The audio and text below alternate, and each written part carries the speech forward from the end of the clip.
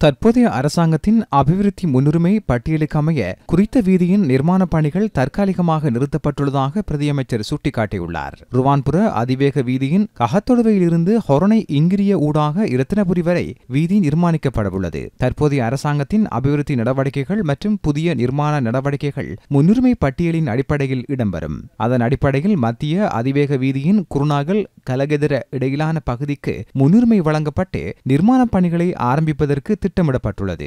பொத்துகர ரம்புக்கண பகுதி, ரம்புக்கண கலகெதிர பகுதி என இரண்டு பகுதிகளாக மத்திய அதிவேக வீதியின் நிர்மாணப் பணிகள் இடம்பெறவுள்ளன. பொத்துகர ரம்புக்கண பகுதி நிர்மாணத்தை அடுத்த வருடத்தில் நிறைவு செய்ய திட்டமிடப்பட்டுள்ளதோடு கலகெதிர ரம்புக்கண பகுதியை 3 வருடங்களில் பூர்த்தி செய்ய அரசாங்கம் திட்டமிட்டுள்ளது. நீண்ட காலமாக நிர்மாணப் பணிகள் கைவிடப்பட்டிருந்த வேலைகள் சீன உதவியுடன் நிர்மாணிக்கப்படும் எனவும் திட்டமிடப்பட்டுள்ளது.